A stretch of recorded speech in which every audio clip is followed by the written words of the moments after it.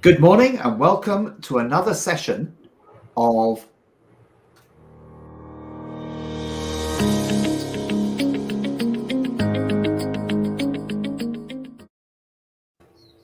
Thank you. And we're very privileged here this morning to have Beatriz Pagy here from Sao Paulo to talk about social entrepreneurship and policy influencing, which is certainly something I'm fascinated in. My name is Henry Lusengor. I set up this festival originally, and it's great to be with you and to have a great conversation with Beatriz. So without further ado, I'll hand over to Beatriz to introduce us to her thoughts. Thank you, Henry. So hello, everyone. My name is Beatriz. I'm from Brazil.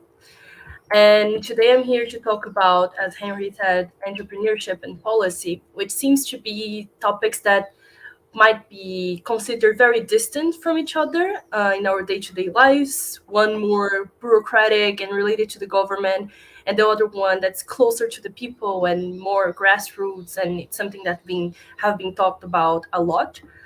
But in reality, those are very, very similar, and not very similar, but they really benefit from interacting and drinking from each other's sources. So, first of all, as we all know, the climate crisis is the biggest challenge humanity ever faced. And we need to use all the tools available, and we need to validate all the approaches and really connect that to our personal talents and how we feel more comfortable about dealing with that. There is no individual solution. We need to do a huge systems change in our development model, in the way of life that we have, and the way we relate to people. But one solution does not exclude the other, and we need innovation in all fields to be able to actually make this transition happen. So those areas that apparently do not talk to each other, they have been more and more getting closer together. So in my government, I see many initiatives that try to bring innovation into the government and also try to encourage entrepreneurship. And entrepreneurship itself brings the proactivity. There is this whole way to look at life that you see a challenge and you don't think it's too big. You think you can take the lead and you can be part of the solution and not be afraid of the trial and error, which is essential. We can't find something that's just replicable and just do it. We need to do this whole experimenting and not be afraid of that, because we don't have all the ready one solution fits all. And on the other side, policy facilitates the process, and it also sets the rules of the game. We cannot be doing our own thing without considering the system that we are inserted in. Because if we do that, we are just being alienated and behaving as islands when we are not. We are inserted in this whole system, in this social background, and those interactions that will affect everything that we're trying to do. Is it regulation? Is it our basically all the rules that we are doing and all the encouragement as well? So we shouldn't see policy as something that's blocking us from advancing, but using that to our advantage, especially because we need to create a broad governance structure. We need to create something that a way to do decisions that will involve more people, and it will involve our solutions as well. So it's not just a couple of representatives in the higher level taking all the decisions for us. It's actually us participating and cooperating to take care of our society. So we have a lot of prejudice regarding all those different boxes, but in reality, we are all connected in this network, and we need to be part of it, because if we're not part of it, someone else will be part of it. Someone else will do the advocacy, and not always we have good kind of lobby happening in the decision-making spaces. So I'm going to talk a little bit very quickly about my initiative. My initiative is called Clima de Eleição. Actually, the translation is election climate, if we go directly from Portuguese to English. And we were created during the 2020 municipal elections in Brazil, because Brazil has a federal structure that municipalities also are have this autonomy and decision-making process as well. And in 2020, nobody was talking about climate in the elections. And we realized that even though over 80% of Brazilians think climate is a real problem and it's a priority, less than 25% of the politicians were even talking about that or had the capacity to talk about that. So me and a group of colleagues, very close friends, we decided to create this project. So we deep dived without knowing about entrepreneurship at all and just realized we were social entrepreneurs trying to change policy. So we did find the intersection of those two areas. And what we did was we tried to build the governance in Brazil through the candidates. So we were engaging and raising the capacity of those candidates with basic climate knowledge and bringing them the solutions that already happens in the grassroots so they could replicate and put this into the institutional structure.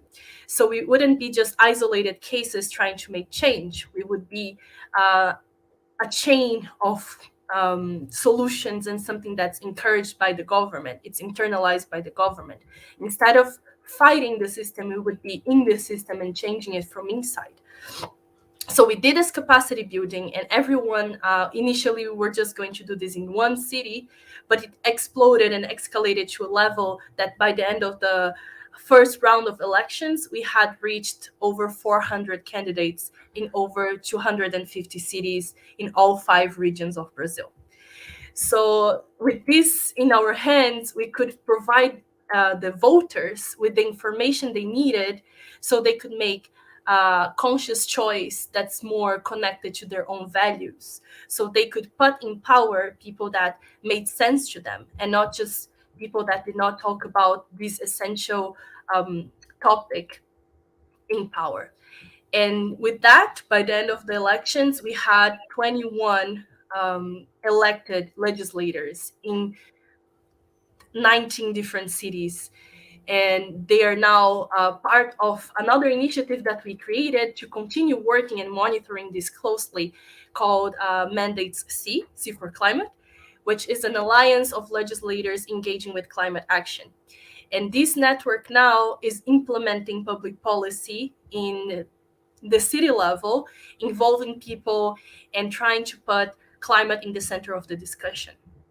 So I'm getting to the end of my brief explanation. And I think the key message here is that we need a policy change. We need a system change. And that goes through changing the way we do policy. We need to create a governance structure that also involves people and put people in the center, and not as just the receivers of a message or of a policy, but as co-creators of this system with us. We need to go to the people instead of expecting them to be politically aware or involved. We have to make this effort, and we need to connect all these with the international discussions that are happening to use the technical base, but at the same time, drink from all the sources of the traditional knowledge and things that are already happening in the forefront of climate impact. And we can connect all these and be part of this discussion through innovation and entrepreneurship if we break the paradigm and how we see things in the traditional way and actually see us as this key piece, both of policy and innovation and entrepreneurship. So we should get inspired by all these different sources and be able to see ourselves as part of all the processes. So that's it. Thank you. Well, thank you, Beatrice. That sounds absolutely fascinating and a huge achievement from a sort of standing start to get up to 400 candidates that you managed to engage with and get interested, which is amazing. I'd really like to know in more detail how you recruited, how you got individual candidates. Presumably you personally went and talked to candidates. How did you get them to talk to you in the first place, and how did you get them sort of interested and supportive? Mm-hmm. So there are 3 ways that we did this. First, we need to strengthen political parties, because political parties, they are the entrance door to disseminate this more broadly. So when we get to the party, we get to the individual people that are affiliated to this party. So that was one strategy that we used, trying to get to them and ask them to spread what we were trying to do, especially the capacity building. The fact that it was free as well, it's not something that we were very clear in our narrative that we were not influencing and not affiliated to any party. We were doing this from a civil society standpoint, was also something that we saw there was a lot of demand. It's not something that we just tried to push into people. People had a demand and they wanted to get involved with climate action and be part of this broader governance structure. Because normally when we talk about climate action, we are talking about just the national governments in the executive power, but we need to spread this to other powers and to other levels. The second way was through social media, because many candidates, they are in social media and they are paying attention to what people want. And the people in our social media, we started building a community that wasn't just one-way communication. Other people wanted to participate in this as well, and they didn't know how to get involved. So we started to do these calls to actions, and people from different cities started tagging their candidates, tagging people they thought should be looking at that. So that's also a way to monitor those candidates as well and to get them involved. So this was an essential piece. So both entering through social media and disseminating this, but also the community that we built around this and the political parties. So those three were the ways that we reached so many people. So were there particular parties who were sympathetic to an environmental outlook that you were able to engage with? Presumably not all of them. Surprisingly, in Brazil, we have 33 political parties. That's a lot, but we reached 27 of them. So we reached a broad spectrum, like all from left to right to center, all of them, they were interested somehow, because that's something that we need to really break. That climate is a leftist agenda or just environmentalist agenda. It's not. It's a humanitarian agenda. It's a development agenda. So that's the message that we were always passing, and that really connected to people in different parties. Of course, there were some parties that were more present, but especially the ones connected to the environment and sustainability agendas. But parties that were not traditionally talking about that, they are talking and looking at that now. So that's very good, because we're mainstreaming the discussion. Thank you. Olivia Boone, we have a comment from, which I'm not sure I quite understand. Does that mean anything to you? Not really. Okay, we'll leave that. Olivia, if you want to sort of expand or explain your message, that would be great.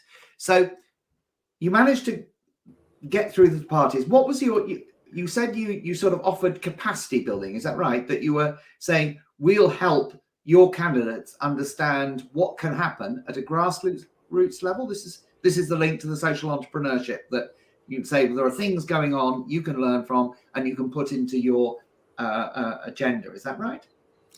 Well, on one side, yes, we always try to bring the communities when we can, and that's another whole story of how to approach this and how not to be top down. But the entrepreneurship part is also us as a group creating an organization and creating an initiative to provide this.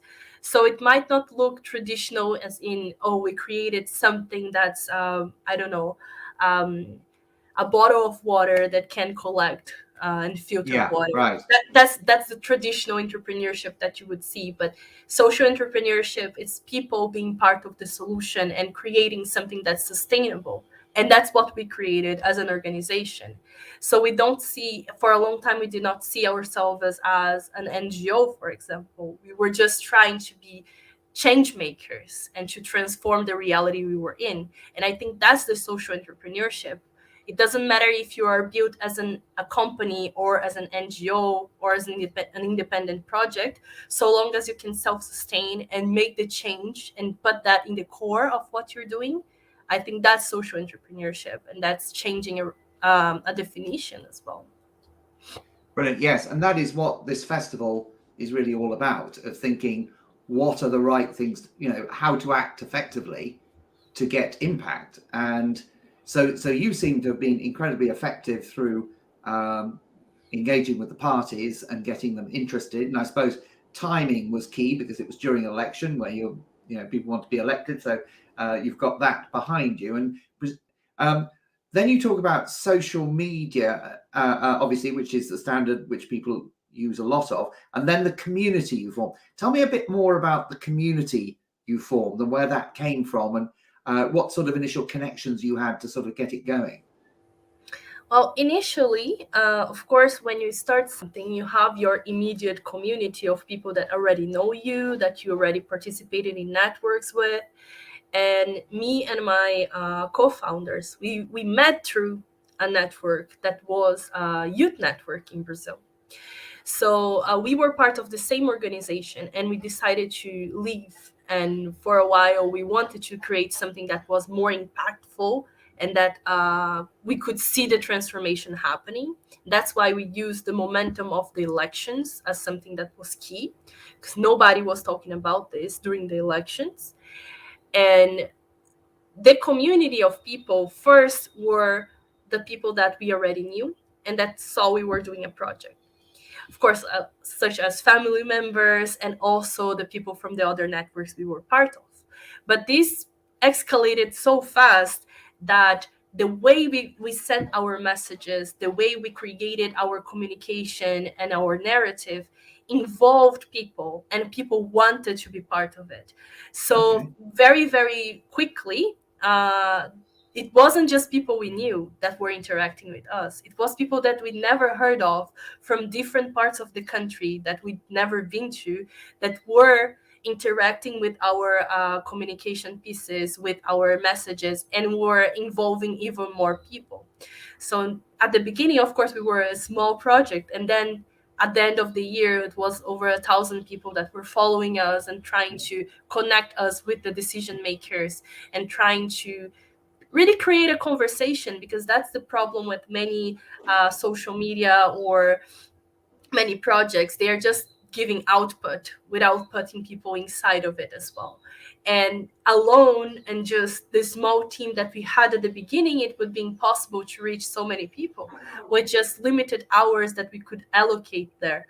So all this community was an essential piece that ended up being created just by the way we were trying to involve and put the electorate as a key stakeholder as well, putting the power back to the people and them seeing themselves as someone that's valuable and powerful as well. So can you give me some examples of the sort of messages you put out that got most response and engagement? I mean, what do you think, what was the secret of your success in terms of building this community?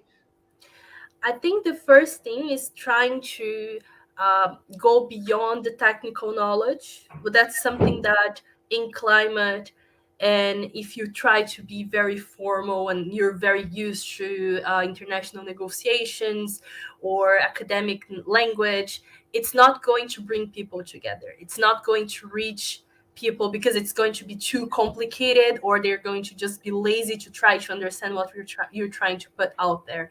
But if you connect that to their day-to-day lives, to matters they already find important, such as social justice or racism or the price of the food and the bills that you pay, because all that is influenced by climate. If you create those connections and make that clear to them, this knowledge that's can educate other people in their circles as well, when they already care about climate and they don't know how to communicate, that is very attractive to people.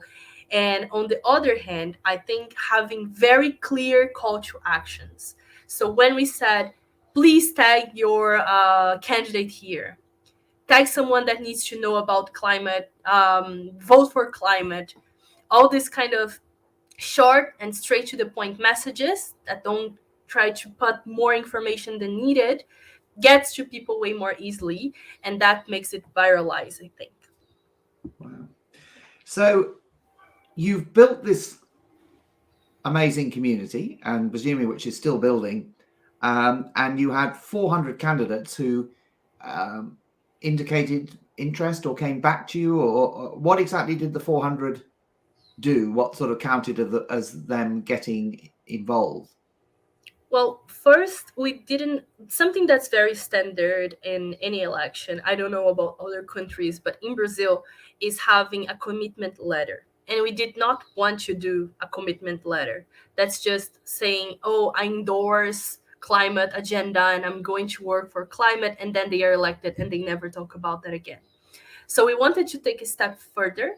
So what we did is that at the moment that they enroll to be part of the capacity building, they are signing an agreement that they are going to get not only involved, but they are going to have a meeting with our team to build a climate plan.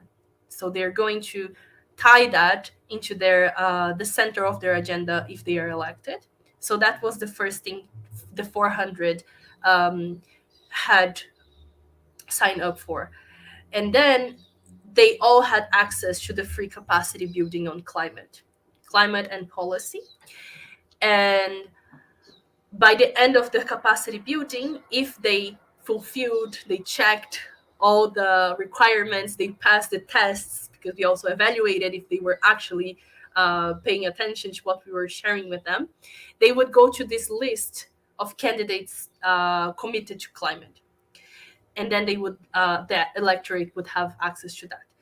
So that's what they did. And the community, what they are doing now, of course, we are not keeping on engaging with candidates from 2 years ago, but we are engaging with the people that were elected. So the 21 people that were elected, they joined the network of legislators. And now the network is even bigger than the initial 20 people.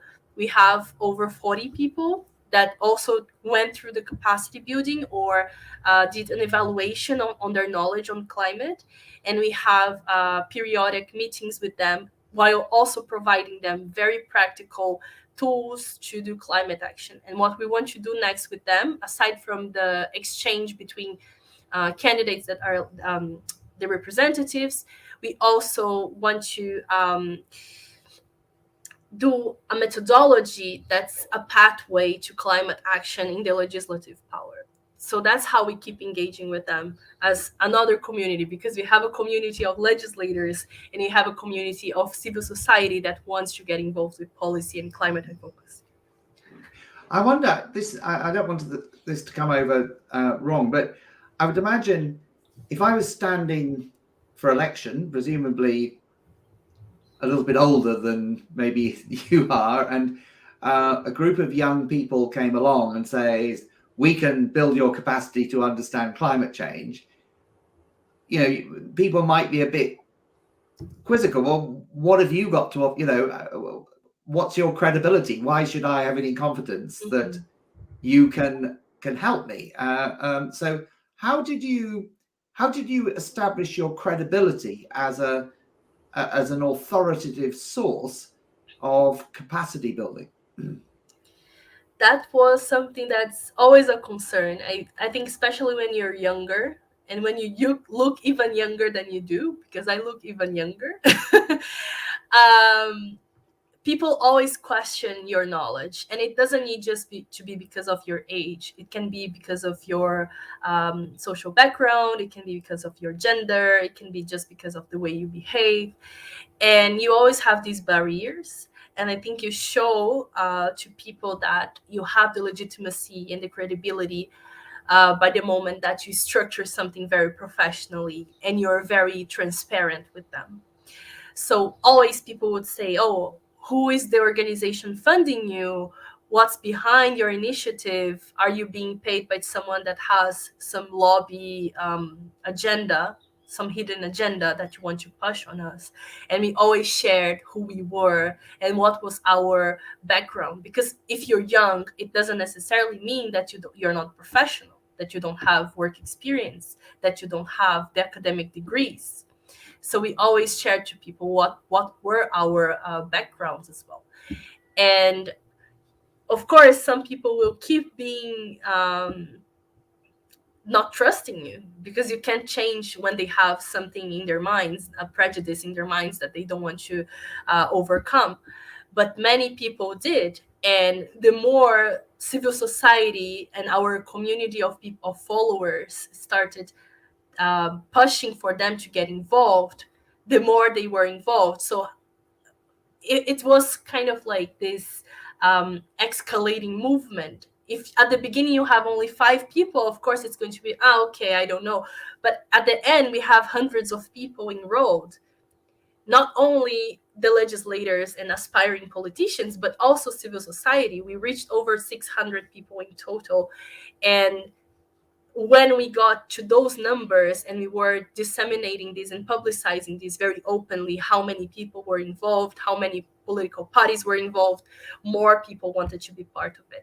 So I think that the numbers spoke for themselves as well. I can see that at the end of the day, when you've got the numbers, then that's your credibility. But I suppose when you approach, at the very beginning, before you got, the first people you approach, what would you, if they asked you, presumably they must have, what expertise or what knowledge do you have that, or where does it come from? I mean, what was your answer to that?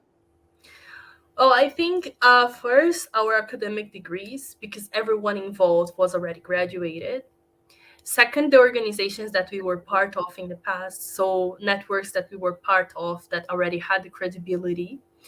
And I think the third would be really the transparency of saying we are a civil society project, we are independent, and we want to offer you this technical knowledge that we accumulated over our years of climate activism and participating in the climate negotiations, because everyone in the group had participated at least in 2 international climate negotiations and followed the agenda. So that also added to the credibility. But I think that's also a lesson for people that want to get involved with policy. So expanding a little bit of this answer to also involve people that might be watching and want to get involved with politicians. Many of them, especially in the city level, they have openness to dialogue with people. Because not only they want to get elected when they are candidates, but also after they are elected, they want to keep their political capital as well. They want to build this in partnerships and cooperation. So I think this approach of, instead of being confrontational, trying to propose a partnership and trying to propose cooperation opens many doors. And you have to keep the conversation going. And sometimes it's really your lobby capacity and your lobby skills that are at some point going to break this first barrier and convince people to engage with you. And then you have to keep the quality high and you have to keep delivering. So that's how you build the credibility. Sometimes it's not on the first conversation, but you have to be persistent and resilient. And at some point, people that are the hard believers, they will start believing you. And if they don't, then there is a pool of people that will as well. So that would be my answer. We have a question from Beatriz. Let me just bring this on. Another Beatriz. Yes, I did attend COP26, and my thoughts about the outcomes, well, they are very underwhelming, but it's also part of the process. I think building consensus with so many countries is a huge challenge, and we have many different interests, not only political, but also economic interests that make the pace even slower. I think that's another challenge that we have to overcome. And all these complexities brought in the climate negotiations. So that's something we have to keep in mind when we go to those spaces. It's not a space built for civil society. Civil society is allowed there by the parties to participate and to observe the process. But surprisingly, this last COP, even during the pandemic, and even with all the logistical difficulties, was the one with the most civil society participation. And on the Brazilian side, it was the one with the most people of color participation as well. So not only Black people, and but also indigenous communities and many young people. I never saw so many young people there. The outcomes are indeed underwhelming. I think we need to stop making promises and start having the deliverable of those promises, trying to make them something that you are able to actually concretize, not only keep saying words and words, because we have less than 10 years now. The clock is ticking, so that's something. And some agendas did advance. I can comment on the Action for Climate Empowerment agenda that has a new working plan that was approved, but we cannot rely only on the negotiations. And that's why I'm talking now about political participation, because now it's less of international discussions and more on how in our day-to-day lives we are going to create the policy and the governance structure to create something that's delivering in our lives. So how can we vertically integrate what's being discussed and put that in our reality and be part of the climate action? So yeah, that's it. Well, thank you very much, Beatriz. That's I think, a very good place to end, because I think you're absolutely right, and this has been the fundamental sort of idea behind the festival, is that we can't leave this to international negotiations, that people need to get involved. And I think you've had a really impressive story of how you can take initiative, you can make real change in your country, and going forward, that's going to really matter. So we have a thank you from Beatriz as well, and you have material at all that we can share with people where they can find out more about your work and get more ideas for action? Well, right now we are recreating our website to try to bring content in English as well, but this is the website. Yeah. We can put the link to your website under the recorded video, so people can pick it up. And if there's any other links, we can add that. I'll just show this now, but we'll put the link in the on YouTube, and so people can contact you or get in touch and find out more, which is fantastic. So thank you very much, Beatriz. It's been a pleasure talking to you, and we'll look forward to following your achievements. Thank you very much for having me, and I hope to get in touch with many people if they have questions. Very happy to keep in touch. Brilliant. Thank you very much.